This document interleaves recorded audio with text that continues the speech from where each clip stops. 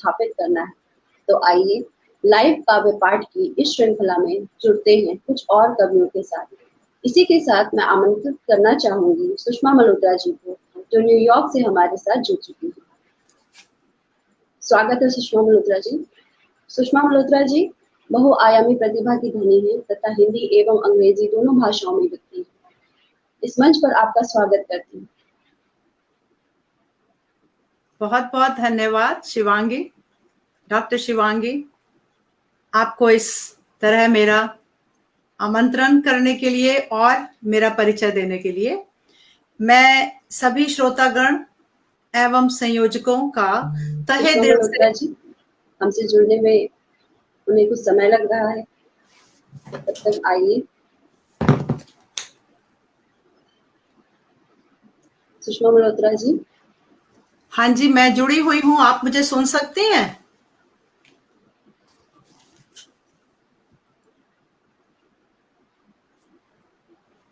सुषमा मल्होत्रा जी आपका स्वागत है। मैं आप मुझे देख सकती हैं?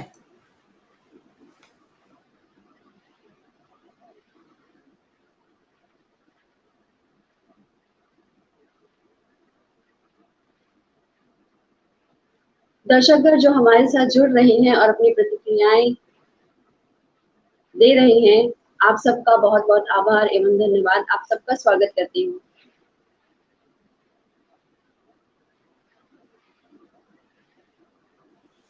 आप मुझे सुन पा रही हैं?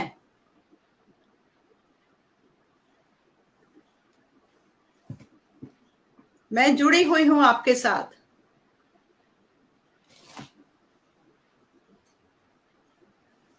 कुछ तकनीकी गड़बड़ी की वजह से सुषमा जी हमारे साथ अभी जुड़ नहीं पा रही हैं। आप थोड़ा समय लग रहा है। आप मुझे सुन पा रही हैं शिवांगी जी?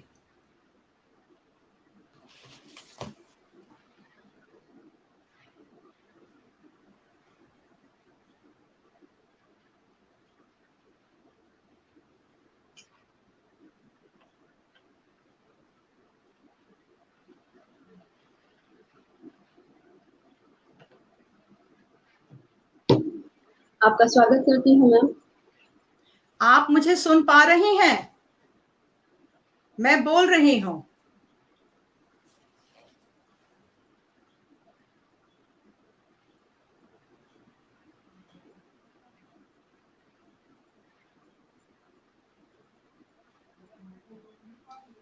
नहीं, मेरा कोई बंद नहीं है। आप मुझे सुन पा रही हैं?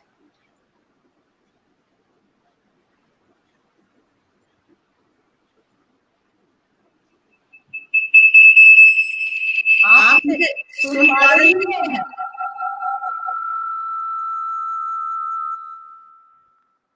आप मुझे सुन पा रही हैं? सुषमा मल्होत्रा जी आपका मैं स्वागत करती हूँ। आप मुझे सुन पा रही हैं कि नहीं? जी। आप मुझे सुन पा रही हैं कि नहीं?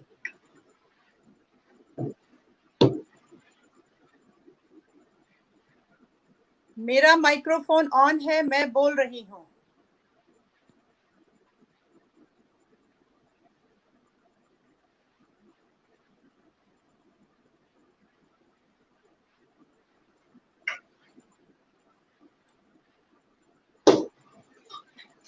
मैं आपके साथ जुड़ी हुई हूँ।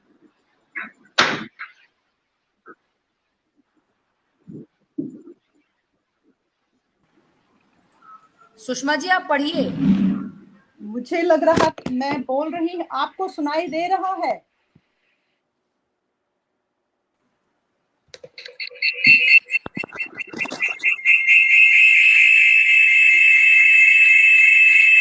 सुषमा जी आप पढ़िए, हम आपको सुन पा रहे हैं। ओके, हम आपको सुन पा रहे हैं, आप पढ़िए। ओके। सुषमा जी आपका स्वागत करती हूँ।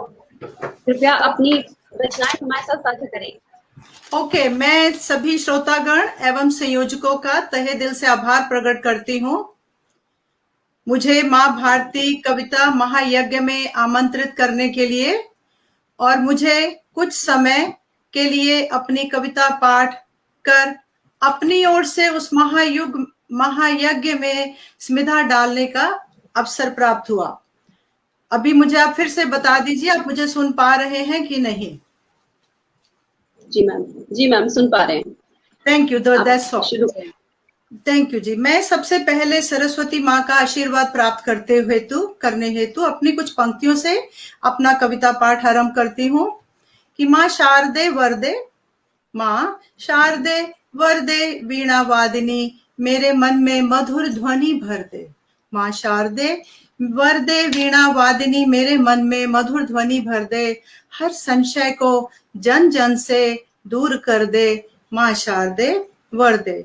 इन्हीं पंक्तियों के साथ माँ का आशीर्वाद प्राप्त करते हुए, क्योंकि यहाँ पर अभी दिन है, तो मैं दिनकर के लिए 2 पंक्तियां पढ़कर आप सबको सुनाना चाहती हूँ। और यहाँ पर दोपहर का समय है और मैं ये कहना चाहती हूँ कि दिनकर अस्त हुआ तो शाम को है आना, दिनकर अस्त हुआ तो शाम को है आना, लालिमा को कर पीछे तम को है आगे लाना, लालिमा को कर पीछे तम को है आगे लाना, हर ओर कर शांत प्राकृतिक वातावरण, हर ओर कर शांत प्राकृतिक वातावरण, तन मन से निर्मल रोशन को फैलाना, तन मन से निर्मल रोशन को फैलाना। मैं अपनी कविता के बारे में यही कहना चाहूंगी कि मैं कोई बहुत गुणी या कोई सक्षम या वो जिसको कहते हैं, लेकिन मेरा प्रयास बहुत वर्षों से है। जब मैं स्कूल कॉलेज में पढ़ती थी तो लिखती रहती हूँ और अधिकतर कविताएं मेरे भाव हैं और उनको मैं अंग्रेजी और हिंदी, जैसे डॉक्टर शिवांगी जी ने मेरा परिचय में बताया है कि मैं अलग अलग विधाओं, छोटी छोटी विधाओं में, और कभी जिसको बोलते हैं तुकबंदी होती है, कभी बेतुकी होती है, मतलब जिसमें तुकांत नहीं होता है, तो उसको मैं करती हूँ। तो उन्हीं को लेकर मैं सबसे पहले आज अपनी पहली कविता अपनी माँ को समर्पित करना चाहूंगी, क्योंकि जिनके कारण मैं इस दुनिया में हूँ, जिन्होंने मुझे जन्म दिया, और उनकी याद में मैं ये कहना चाहूंगी कि वे जब भी अमेरिका में आती थी मेरे पास, तो कुछ महीने रहकर फिर वो जाना चाहती थी वापस, और वो उनको होता था मैं वापस चली जाऊं। तो जब भी वो चली जाती थी तो कभी मैं कुछ लिखती थी, कभी कुछ। एक पहली कविता है कि माँ तेरे जाने के बाद, माँ तेरे जाने के बाद। ये जब वो अमेरिका से गई थी तब मैंने लिखी है पंक्तियां। अमेरिका में कुछ समय रह के चली जाती थी, फिर आती थी, फिर चली जाती थी। वह भरा भरा सा कमरा, वह भरा भरा सा कमरा खाली लगने लगता है माँ तेरे जाने के बाद। ना तुम मुझे अपने पास रख सकी, ना स्वयं ही मेरे पास रहना चाहा, ना तुम मुझे अपने पास रख सकी और ना स्वयं ही मुझे अपने पास रहना चाहा, ना तुम मुझे अपने पास रख सकी और ना स्वयं ही मेरे पास रहना चाहा। ये एहसास हुआ मुझे माँ तेरे जाने के बाद। धीरे धीरे पांव उठाकर चलना, कहीं मेरी नींद ना टूट जाए, धीरे धीरे पांव उठाकर चलना, कहीं मेरी नींद ना टूट जाए। अब उठ उस आहट को ढूंढती हूँ माँ तेरे जाने के बाद। रसोई से उड़ती व्यंजनों की सुगंध, धन्यवाद। रसोई से उड़ती व्यंजनों की सुगंध और मिठास पकवान की, अब कौन लाएगा रसोई में माँ तेरे जाने के बाद। तो उसी की कुछ अंतिम पंक्तियां, अंतिम बंद है कि माँ जब तुम मेरे पास परदेश में आई थी, देश की मिट्टी की सुगंध संग लाई थी। माँ जब तुम मेरे पास परदेश में आई थी, देश की मिट्टी की सुगंध साथ लाई थी। अब मेरा घर फिर से विदेशी हो गया माँ तेरे जाने के बाद। तो ये तो था जबकि वो अमेरिका से भारत जाती थी, लेकिन अब वो मुझे बिल्कुल छोड़कर जा चुकी हैं, प्रभु के पास हैं। तो कुछ पंक्तियां मैंने बाद में लिखी हैं कि माँ तुम्हारी याद और प्यार लिए ये जीवन चल रहा है, माँ तुम्हारी याद और प्यार लिए ये जीवन चल रहा है। घर के हर कोने में तुम्हारा एहसास पल रहा है। कहीं मेजपोश कढ़ाई वाला तो कहीं शॉल ऊन का बना हुआ, कहीं मेजपोश कढ़ाई वाला तो कहीं शॉल ऊन का बना हुआ, किसी कीली पर टंग रहा है। कहने को तुम अब यहाँ नहीं हो, कहने को अब तुम यहाँ नहीं हो, पर हर चीज में तुम्हारी मुस्कुराहट का फल पड़ा है। मेरे ट्रंक में तुम्हारे कुछ कपड़े रखे हैं, मेरे ट्रंक में तुम्हारे कुछ कपड़े रखे हैं, जिन्हें छूकर मैं फूलों की महक और रेशम की नरमी में खुद को समेट लेती हूँ। मैं खुद को समेट लेती हूँ और उसी पल तुम्हारी न उपस्थिति को भूल जाती हूँ। उसी वक्त तुम्हारी न उपस्थिति को भूल जाती हूँ। अब मैं आगे चलते हुए अधिक भूमिका नहीं बांधते हुए, लेकिन बताना चाहूंगी कि जब हम अपना देश छोड़कर विदेश में आते हैं, जैसे कि हम लोग अमेरिका आए, तो हर कोई जानना चाहता था कि मैं कहाँ से हूँ। और खासकर ये जो हमारे अपने ओरिजिन देश के होते हैं भारतीय लोग, वो पूछते हैं तुम कहाँ से हो। मतलब उनको मेरी पहचान एक विदेश किस तरह मैं कहूँ, अधिक नहीं कहूंगी क्योंकि जो मेरी ये कविता है थोड़ी सी लंबी है, लेकिन ये इसका जो मेरा उसके साथ वार्तालाप हो रहा है उससे आप देख सकते हैं कि हम विदेश में आकर भी अपनी पहचान किस तरह बनाना चाहते हैं। आप कहाँ से हैं, ये एक तरह का आप समझिए वार्तालाप संवाद हो रहा है। आप कहाँ से हैं, कई बार मैंने उत्तर दिया इस प्रश्न का, हर बार मेरा जवाब था मैं भारत से हूँ। प्रश्नकर्ता के चेहरे पर छाई परेशानी। अब ये एक इंसिडेंट को लेकर मैंने लिखा था कि प्रश्नकर्ता के चेहरे पर छाई परेशानी, फिर प्रश्न किया उसने, नहीं मेरा मतलब कि कहाँ से हो। प्रश्न पूरा न होने दिया मैंने, कई बार कहा मैंने कि मैं पाकिस्तान या बांग्लादेश से नहीं हूं। प्रश्नकर्ता ने फिर प्रश्न सवाल किया, पर कौन सी भाषा बोलती हो घर में।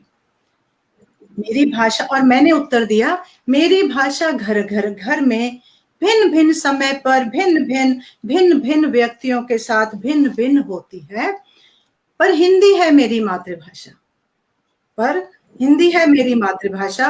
अंग्रेजी नहीं बोलती वहां मैं, जहां उत्तर देने वाले को कठिनाई है, और बात कर पंजाबी में खुश करती हूँ अपनी माँ को जो अभी अभी पंजाब से आई है।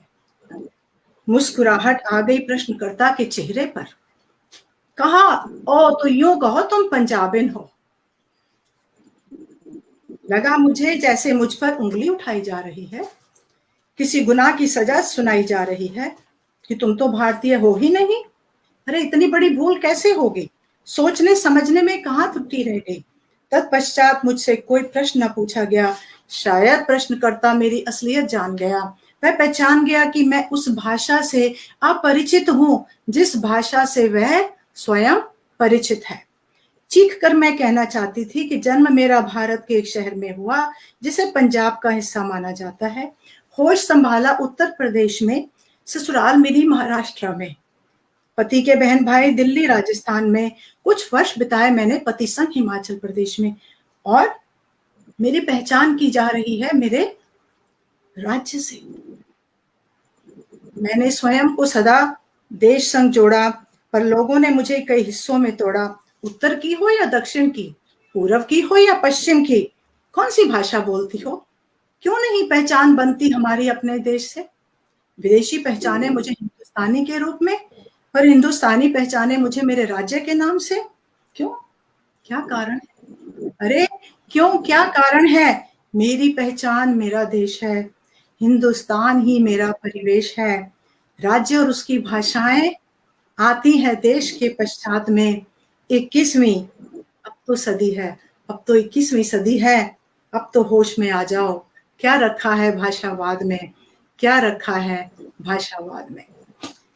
ये मेरी पहचान इस देश में इस तरह मैंने बनाई और बताया लोगों को कि मैं भारत में हूँ और कहाँ से हूँ। अब मैं अपनी माता जी को अपनी स्मृति, उनकी स्मृति में उनको धन्यवाद करते हुए अपनी देश की पहचान बनाते हुए अगली कविता पढ़ती हूँ। अब मैं कुछ मौसम बदलती हूँ कि अब अभी हमारे भारतवर्ष में जैसे बहुत से त्योहार होते हैं, तो अभी तो नहीं, अभी तो अगस्त सितंबर शुरू हो गया है। कुछ महीने पहले हमने होली मनाई थी। तो मैं अक्सर जब कोई त्योहार आता है, जैसे मैंने कहा कि मैं सामायिक लिखती हूँ या कोई भाव, कोई जैसा कोई समाचार उसके हिसाब से। तो मैंने होली के लिए एक कविता लिखी थी जो कि लगभग मेरे ख्याल 2 वर्ष पहले लिखी थी, कि शरद ऋतु के पश्चात मन भावन, कि शरद ऋतु के पश्चात मन भावन, हाथ आता है जब रंगों का ये त्योहार, जिसका बालक युवक और वृद्ध करते हैं वेदनशील एक इंतजार। होली में फूलों की महक और रंगत, होली में होता मधुर मिलन और प्यार, होली में होता है मधुर मिलन और प्यार। रंग बिरंगे बादल के टुकड़े, रंग बिरंगे बादल के टुकड़े, छटकर बिखरे इधर उधर, छटकर बिखरे इधर उधर, गिरे शर्माते चेहरे पर ज्यों नन्ही नन्ही सी अद्भुत फुहार, नन्ही नन्ही सी अद्भुत फुहार। होली में फूलों की रंगत, होली में होता है मधुर मिलन और प्यार। जोश में आए मस्त नर और नारी, जोश में आए मस्त नर और नारी, भर भर पिचकारी फेंके रंग, जो कन्हैया संग सखियों की टोली, सुहावने मौसम में लाए रंगों की बहार। होली में फूलों की महक और रंगत, होता है होली में मधुर मिलन और प्यार। प्रणय मिलन होगा ये सोचकर शर्माना, प्रणय मिलन होगा ये सोचकर शर्माना, गुलाल हाथों से लाल गुलाल से हाथों को सजाना, प्रियतम को अपने रंग में रंगने पर, होली में होता है एक अनोखा प्यार। प्रियतम को अपने रंग में रंगने पर होता है होली में एक अनोखा प्यार। होली में फूलों की महक और होली में होता है मधुर मिलन और प्यार। गेंदा चमेली गुलाब के अनेक अनोखे रंग, बिखरी पत्तियां धानी धरा पर, बिखरी पत्तियां धानी धरा पर, गले मिले एक इंद्रधनुष समान, मिले कई रंगों की जब बने कतार, होली तो होता है मधुर मिलन और प्यार। होली है कई रंगों का त्योहार, होली है कई रंगों का त्योहार, होली का हर जन करे इंतजार, होली में फूलों की रंगत और होली में होता है मधुर मिलन और प्यार। मैं इसी ऋतुओं और त्योहार के ऊपर चढ़ते हुए, जैसे अभी गर्मी है अमेरिका में और एकदम फॉल जैसे पतझड़ जहाँ यहाँ पर आएगा, एकदम पूरे विश्व में आता है, तो लेकिन जब यहाँ पर होता है तो हम तरह तरह के एक ही वृक्ष के ऊपर तरह तरह के रंग हो जाते हैं, बिल्कुल ऊपर डार्क ब्राउन जैसे, फिर golden colour, red colour, green colour, मतलब ये सारे कलर्स के हो जाते हैं। तो ये कविता मैंने पिछले वर्ष जबकि हम बंद थे तो थोड़ी देर जब हम बाहर गए तो मैंने उसके लिए देखा और मैंने कुछ पंक्तियां लिखी थी कि ऋतुएं बदलती हैं, त्योहार आते हैं, ऋतुएं भी बदलती हैं।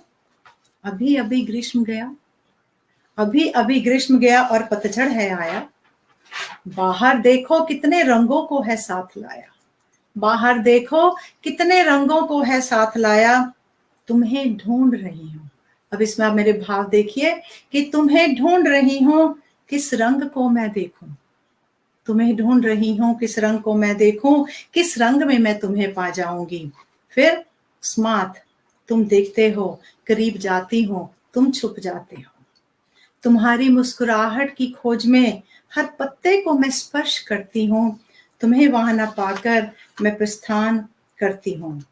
प्रेम की अनुभूति हो यही चाह ले मन में, मैंने गगन की ओर देखा, प्रेम की अनुभूति हो यही चाह ले मैंने गगन की ओर देखा, तुम दिख गए पत्तों के बीच धरा पर आते हुए, मुझको स्पर्श करते हुए, मेरे अंग अंग पर अपने रंग बिखराते हुए, मुझे अपनाते हुए, मैंने तुम्हें अपने गले लगा लिया, मेरा रोम रोम प्रफुल्लित हो गया और सब कई रंगों को देखा जिसमें मेरा तन मन था नहा लिया।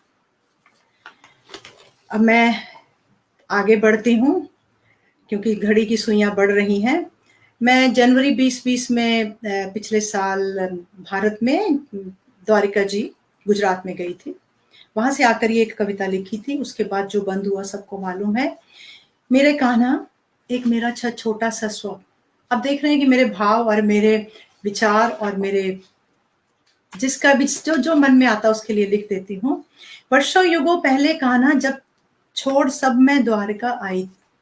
वर्षों युगों पहले कान्हा छोड़ सब मैं द्वारका आई थी। मीरा थी या मैं राधा, क्या तुमने मुझे पहचाना था? मैं लौट गई, मैं रुक न सकी, क्योंकि मैं तुम्हें पा न सकी। केवल दूर से ही देख तुम्हें मैं कुछ तृप्त हो पाई थी। अब पूरा कर दो मेरा एक छोटा सा स्वप्न। कान्हा, फिर से तुम्हारा जन्म है मेरा एक छोटा सा स्वप्न। मोर पंख मुकुट पहनकर नन्हे नन्हे पांव से चलकर मुझ तक आना, या फिर कादम की छांव तले सखियों संग आ बैठना, अपने हाथों से मेरे लिए बांसुरी बजाकर सबको सुनाना। पूरा कर दो मेरा एक छोटा सा स्वप्न। है मेरा एक छोटा सा स्वप्न, पूर्णावतार श्री कृष्ण के दर्शन पाऊं। द्वारिका में द्वारकाधीश को ढूंढ, फिर मैं उसको छूकर देख पाऊं। कुछ युग पीछे जाना, ब्रह्मांड का चक्कर लगाना, फिर स्वर्ण द्वारिका को सागर से ऊपर आते देखना। पूरा कर दो यह मेरा एक छोटा स्वप्न, ये पूरा कर दो मेरा एक छोटा सा स्वप्न। और ये जब मैं भारत से आई थी और जो मैंने द्वारका जी में देखा, क्योंकि वृंदावन में हमने कृष्ण जी का रूप अलग देखते हैं और द्वारिका में पहली बार जाने का अवसर हुआ था, और जो बाद में आकर यहाँ का जो एक्सपीरियंस हुआ पूरे विश्व में कोविड-19 के बाद, उसके बाद ही ये लिखी गई है कविता कि हमारा कोई स्वप्न पूरा कर दो, और हम चाहते हैं कि द्वारिका जी भी समुद्र से ऊपर होकर आ जाए। तो बहुत खूब, बहुत धन्यवाद। अब उसी सिचुएशन को लेकर जब ये कोविड-19 का पिछले वर्ष चल रहा था, पहले पहले तो पूरे विश्व में इस तरह नहीं था, लेकिन न्यूयॉर्क सिटी में जो हुआ था बहुत ही कि भयानक, दर्दनाक, ऐसे था जैसे कि हम लोग एक युद्ध क्षेत्र में बैठे हुए हैं और हमारे ऊपर हम लोग अनप्रिपेयर्ड हैं, हम लोग बिल्कुल तैयार नहीं हैं, और हमारे ऊपर जैसे गोलियों की बमबार्ड और बमबारी और ये सब का उस हमारे ऊपर जैसे प्रहार हो गया था।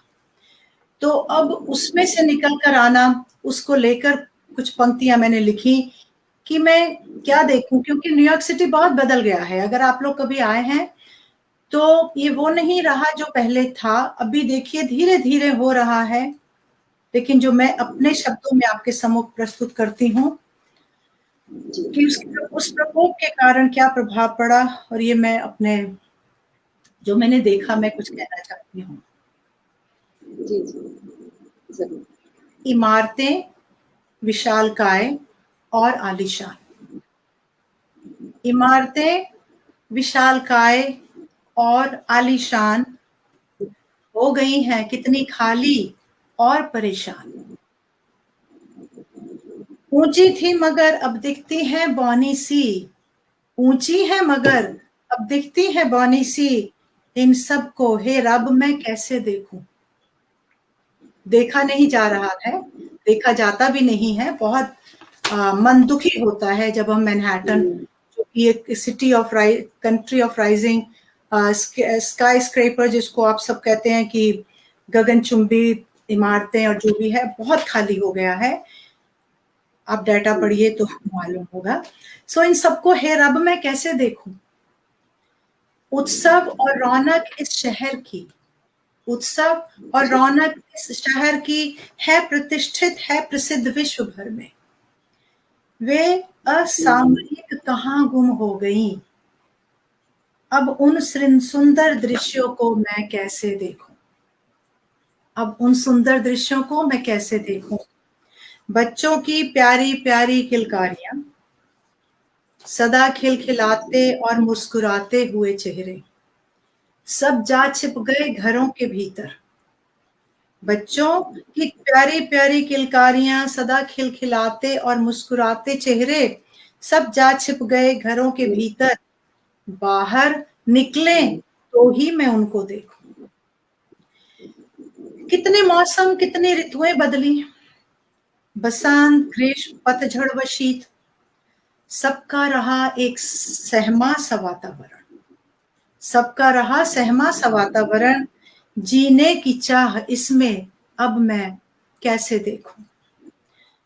प्रतिदिन आगमन रवि का आकाश में, दिन तो चढ़ता है और वो चढ़ता रहा और चढ़ेगा भी, कि दिन प्रतिदिन आगमन रवि का आकाश में, धीरे धीरे रेंगते हुए संध्या का भी आना, करती हुई इंतजार शशांक संग तारागण का, बिन चांद शशि के नभ को मैं कैसे देखूं। बिन चांद शशि के नभ को मैं कैसे देखूं। आम खास लोगों का एकाएक पलायन, यहां से बहुत, न्यूयॉर्क सिटी से बहुत से लोग छोड़कर चले गए। आम खास लोगों का एकाएक पलायन, घर बदलना या फिर शहर छोड़ना, कहीं दूर दूर जाकर बसना, कहीं दूर दूर जाकर बसना। शहर का ये मैं खालीपन कैसे देखूं। देश में एक महामारी का प्रकोप, और पिछले वर्ष ऊपर से चुनाव के झमेले, निसंकोच चमड़ी का रंग और पैसे की होड़, चमड़ी का रंग और पैसे की होड़, खोने और हारने का कृंदन मैं कैसे देखूं। ये सब जो हो रहा था पूरे विश्व में और अमेरिका में किसी से छुपा हुआ नहीं है। खिड़कियों से झांकती शीत धूप, खिड़कियों से झांकती शीत धूप, शून्य में अस्पष्ट बिखरते हुए स्वर, आवाजों को तरसते हुए कान, आवाजों को तरसते हुए कान, प्रतिवेश में स्वर सुनने को मैं किधर देखूं। प्रतिवेश में स्वर सुनने को मैं किधर देखूं। बिल्कुल पिन ड्रॉप साइलेंस जिसको बोलते हैं, बहुत ऐसा माहौल था और अभी भी बहुत है, बहुत है ऐसा। त्योहार आए, सबने मनाए, क्रिसमस और दिवाली के दीप जलाए, सबने किया ये एकमात्र एकाकीपन में। अब उनको मैं मनाने का कोई बहाना देखूं, अब मैं उनको मनाने का बहाना देखूं। प्रार्थना करूं, ज्योत प्रतिदिन जलाऊं, सर्वस्व विश्व को कर समर्पित करूं मैं नमन। विश्वास और आशा सब स्वस्थ हों, रहे प्रसन्न, मुस्कुराते चेहरे, मुस्कुराते चेहरे शीघ्र, निर्मल रोशन ही देखूं, निर्मल रोशन ही देखूं। निर्मल रोशन मेरा तखल्लुस है जो कि मैंने कुछ समय से लिया है। कभी कभी अपनी कविताओं में दोनों नाम या कभी एक निर्मल या रोशन का प्रयोग करती हूँ। आशा है कि आपको मेरे ये विचार, मेरा ये जो अनुभव और इस देश, इस न्यूयॉर्क सिटी की जो सिचुएशन मेरे अपने अपने शब्दों में मैंने आपके सामने प्रस्तुत की है। अब मैं धन्यवाद। मैं अब थोड़ा सा माहौल, अब थोड़ा सा अपना चेंज करती हूँ इन कविताओं से। कुछ मेरी पुरानी कविताएं हैं जो मेरी अपनी पुस्तक में छपी हुई हैं, दूसरी पुस्तक में। राह लंबी हो गई, ये एक इंतजार के लिए एक ये कविता लिखी हुई है।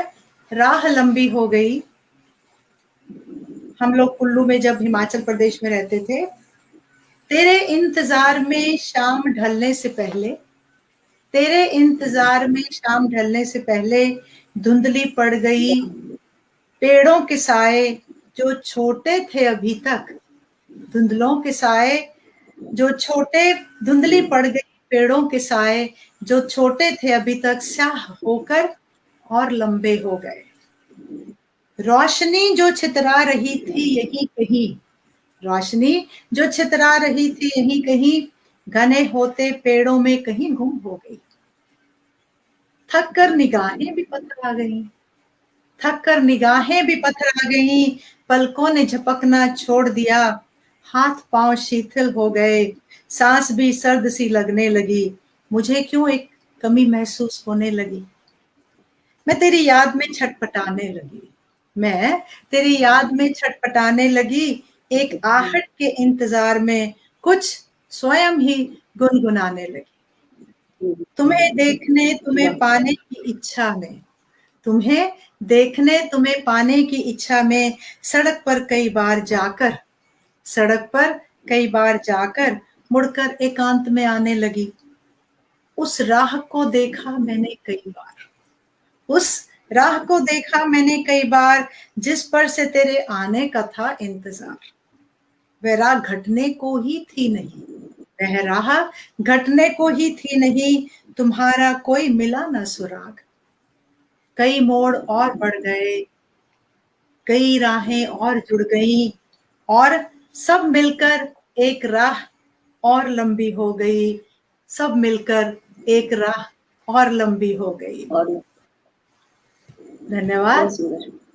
तो अब मैं फिर एक और मौसम बदलती हूँ अपना, और जी जी सुनाना चाहूंगी मैं कि जब हम यहाँ पर विदेश में हिंदी पढ़ाते हैं, जिसका मुझे सौभाग्य प्राप्त हुआ। मैं स्कूल में तो इंग्लिश और English as a second language की अध्यापिका रही, और यहाँ कॉलेज में भी जो मेरी स्टूडेंट टीचिंग मैं आजकल भी पार्ट टाइम करती हूँ, तो उसमें हिंदी के मेरे इतने पढ़ाने का अवसर नहीं है, लेकिन मुझे सौभाग्य से मुझे संघीय, जिसको फेडरल ग्रांट बोलते हैं, न्यूयॉर्क अमेरिका में हमें मिली 10-12 वर्ष। तो हम जब बच्चों को पढ़ाते हैं तो एक समय आया कि प्रायवाची बच्चों को समझाने थे, उनको ये बताना था कि सिनोनिम्स जो होते हैं इंग्लिश में नहीं होते, हिंदी में भी होते हैं। तो एक मैंने कुछ छोटी सी है पंक्ति, कुछ पंक्तियां हैं जिससे मैंने उनको एक कविता लिखकर सुनाई थी, नामों की कविता। कुछ नाम है लिए, और वो मैं आपके सम्मुख प्रस्तुत करती हूँ। मैंने कुछ मित्रों को बुलाया, मैंने कुछ मित्रों को बुलाया, तो सुनिए कौन कौन आया, तो सुनिए कौन कौन आया, किस किस के साथ आया, कौन कौन आया, किस किस के साथ आया। चांद के साथ शशि आई, चांद के साथ शशि आई, मयंक के साथ रजनीश आया। सुधाकर अपने साथ राकेश को ले आया, सुधाकर अपने साथ राकेश को ले आया। इन सबके आने पर था मुझे औरों का ख्याल आया, उन सबके आने पर मुझे औरों का ख्याल आया। कुछ विचार कर मैंने घर के बाहर देखा, कुछ विचार कर मैंने घर के बाहर देखा कि अभी सूरज छुपा नहीं था।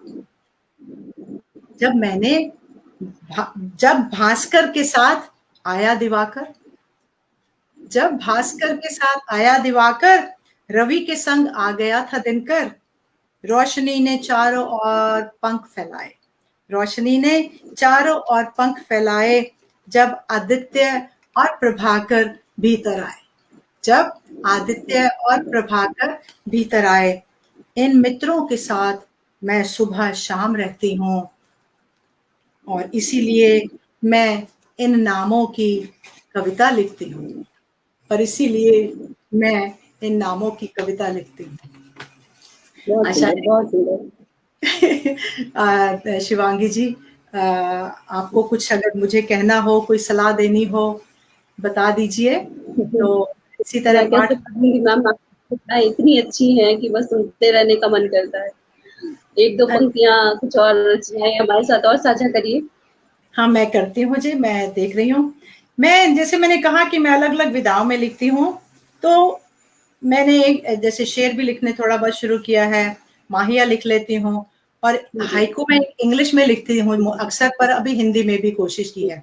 पर मैं चाहती हूँ कि मैं आपको माहिया पढ़कर या गाकर, जैसे अगर आप कहेंगी, मैं एक प्रयास करूंगी। अगर भी आपको अच्छा लगे, अगर आपको लगे कि मेरी ट्यून ठीक नहीं है तो मुझे क्षमा कर देना। नहीं बहुत अच्छा। हाँ जी, ठीक है, कोशिश करती हूँ।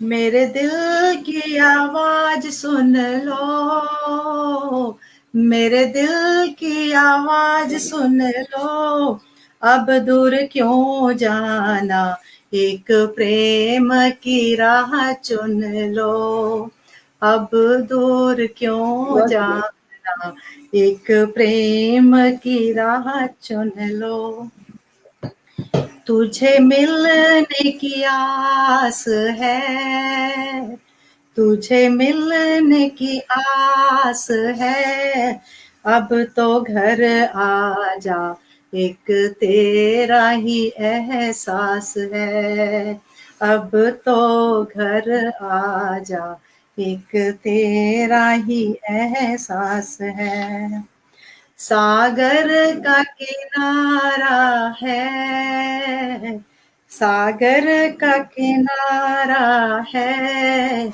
मोती दिखते नहीं, एक प्यार तुम्हारा है, मोती दिखते नहीं, एक प्यार तुम्हारा है। बहुत खूबसूरत, प्रेम से ओतप्रोत मैम, बहुत सुंदर धन्यवाद। रचना है। रंगों रंगों का मान होली, रंगों का मान होली, आजा गले मिल के सजा ले रंगोली, आजा गले मिल के सजा ले रंगोली।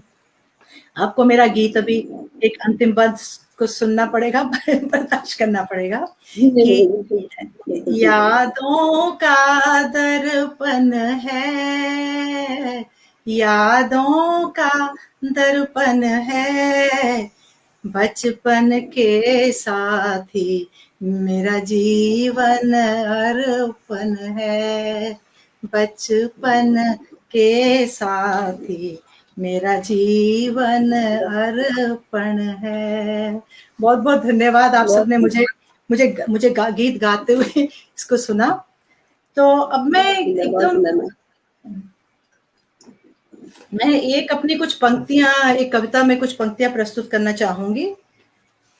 कल्पना चावला को कौन भूला है, ना ही हम भूल सकते हैं, पूरा विश्व उसको जानता है। तो मैं बहुत सी नारियां हैं, बहुत सी स्त्रियां हैं, बहुत सी नारी शक्ति है, देवी शक्ति है, लेकिन मुझे कल्पना और मुझे हमारी क्या नाम उनका मैं भूल रही हूँ, सॉरी, बेदी जो है, किरण बेदी, जो कि अमृतसर से है, मैं भी, मेरी एजुकेशन बाद में अमृतसर की है, तो मुझे कुछ लोगों की अच्छा, उनका जो चरित्र, उनका जो काम बहुत प्रभावित करता है। तो मैंने ये कुछ पंक्तियां कल्पना जी के लिए लिखी हैं, वो बेचारी बहुत हमें हमारे लिए कुछ छोड़ कर गई हैं। वह कल्पना जो कर ले कल्पना, उसके नाम को ही लेकर मैंने लिखा है कि वह कल्पना जो कर ले कल्पना, उसने करी होगी शायद एक कल्पना, हुआ जिसका जन्म करनाल में, हुआ जिसका जन्म करनाल में, क्या हुआ था निर्णय गर्भनाल में, क्या हुआ था निर्णय गर्भनाल में, रहेगी ना धरा समुद्र या खार में, वह रहेगी ना धरा समुद्र या खार में, निवास करेगी जाकर एक आकाश में, निवास करेगी जाकर एक आकाश में, इच्छुक अंतरिक्ष में ही उड़ना, इच्छुक अंतरिक्ष में ही उड़ना, लगन व जुझारू प्रवृत्ति उसकी, बनाएगी एक ऐतिहासिक घटना, लगन व जुझारू प्रवृत्ति उसकी, बनाएगी एक ऐतिहासिक घटना, यान में भरे उसने कई उड़ान, विश्व को करे हैरान व परेशान, ध्यान ध्यान ध्यान परायण या तत्परता होगी, ध्यान परायण या तत्परता होगी, बनाया दृढ़ प्रबल और महान। एक नारी की अंतिम कल्पना, एक नारी की अंतिम कल्पना, भयंकर घातक हुई थी घटना, भयंकर घातक हुई थी घटना, पिपासित नारी शक्ति की कल्पना, पिपासित नारी शक्ति की कल्पना, कल्पना जिसने कभी जीवन में करी होगी कोई कल्पना।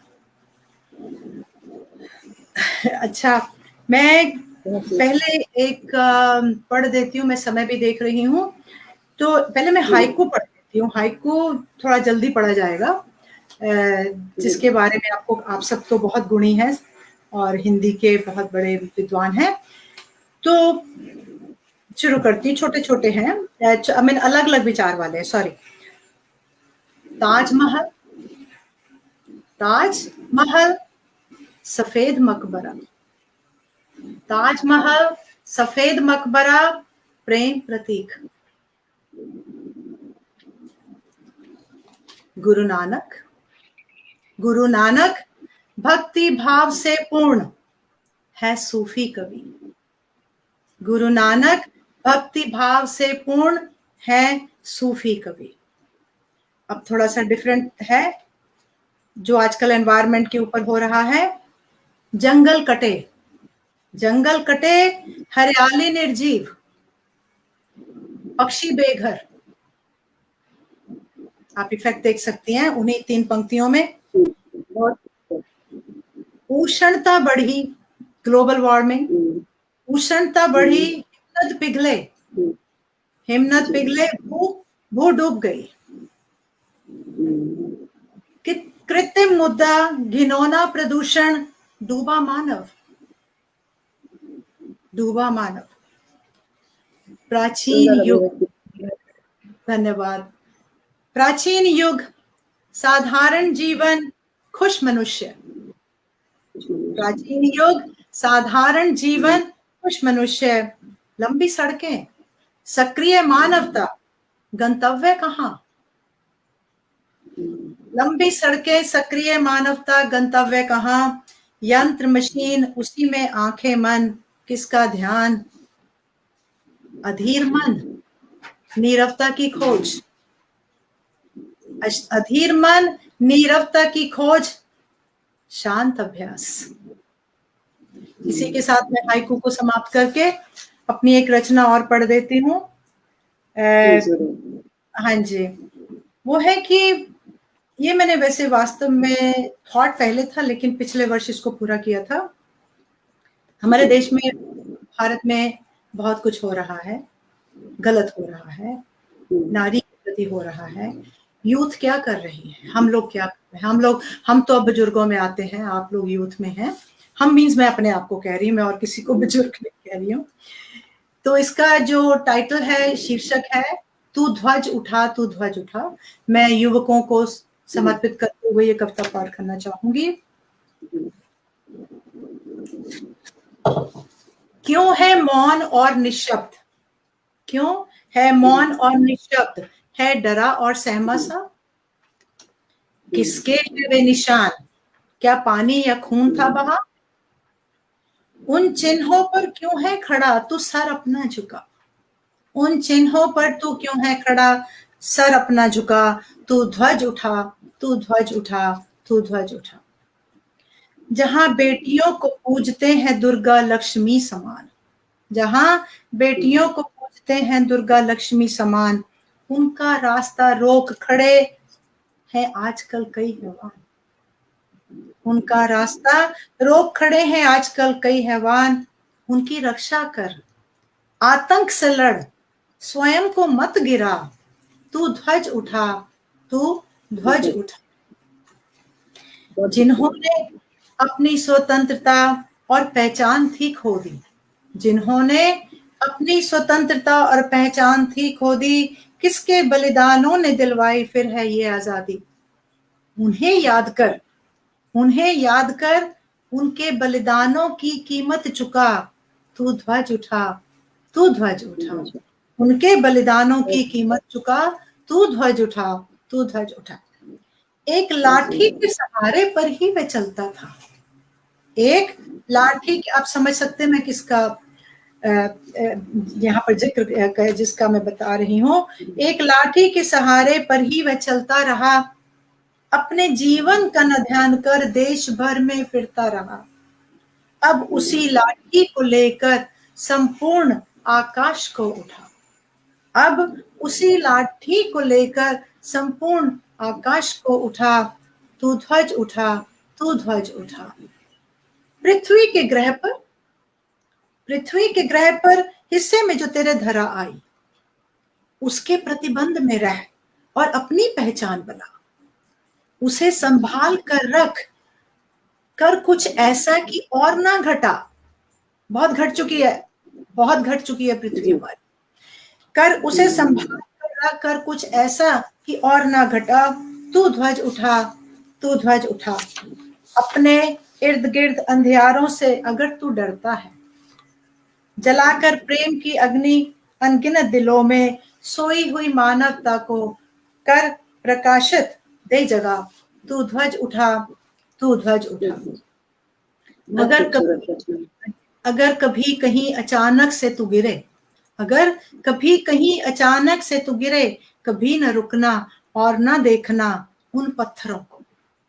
कभी कहीं अचानक से तू गिरे, कभी न रुकना और न देखना उन पत्थरों को, उनको तो तू देना अपने रास्ते से हटा। तू ध्वज उठा, तू ध्वज उठा। अंतिम बंद है, धन्यवाद। अंतिम है, जैसे अर्जुन ने गांडीव था उठाया, जैसे अर्जुन ने गांडीव था उठाया, कृष्ण ने धर्म की रक्षा का पाठ था पढ़ाया। कृष्ण ने धर्म की रक्षा का पाठ था पढ़ाया। उसी धर्म की रक्षा करने को, उसी धर्म की रक्षा करने को तू अपना हाथ बढ़ा। तू ध्वज उठा, तू ध्वज उठा, तू ध्वज उठा। और शिवांगी जी, धन्यवाद। बहुत सुंदर। आप मुझे बता दीजिए, मैं मेरा समय, मेरी कविताओं का समय, मेरे इस महायज्ञ में जो मैंने स्मिता डालनी थी उसका समय और है कि मैंने इसे यहीं पे संपूर्ण कर दूं? जैसा आप कहें। तो समय समाप्त हो गया है मैम, अब दूसरे कवि हमारे साथ जुड़ेंगे। आपका बहुत बहुत आभार, बहुत बहुत धन्यवाद मैम। आपने रचनाएं अपनी हमारे साथ साझा की, बहुत ही खूबसूरत रचनाएं थी, बहुत ही खूबसूरत पंक्तियां थी। आपका बहुत बहुत धन्यवाद। और आप बहुत बहुत धन्यवाद मुझे समय देने का।